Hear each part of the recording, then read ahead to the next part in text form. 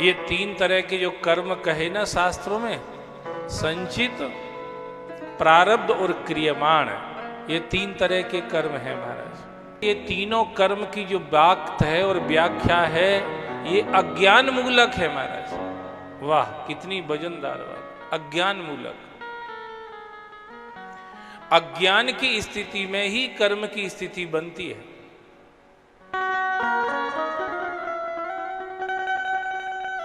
फिर कहते ये संचित कर्म है, पूर्व में जो किए हुए हैं वो हमारे खाते में, भाग्य के खाते में लिखे हुए हैं, आगे जाके इनका फल भोगना पड़ेगा।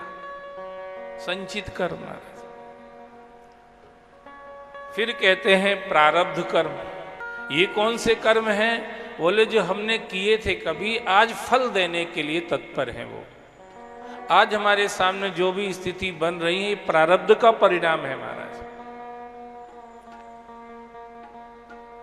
प्रारब्ध का परिणाम है। आज लाख अच्छा करने पर भी बुरा समय टल नहीं रहा है, ये क्या है? प्रारब्ध है। कई लोग लाख बुरा कर रहे हैं पर उनका अच्छा समय चलता दिखाई दे रहा है, ऐसा हमको व्यवहारिक जगत में देखने में आता है। ये क्यों ऐसा हो रहा है? इसी का नाम प्रारब्ध है।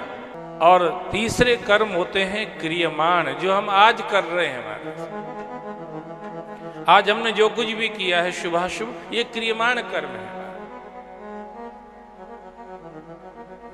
ये क्रियमाण कर्म में कुछ ऐसे होते हैं जो तत्काल फल दे देते हैं, कुछ ऐसे होते हैं जो कुछ दिनों के बाद देते हैं, कुछ ऐसे होते हैं जो बहुत दिनों के बाद देते हैं, कुछ ऐसे होते हैं जो कई वर्षों के बाद देते हैं, और कुछ ऐसे होते हैं जो कई जन्मों के बाद।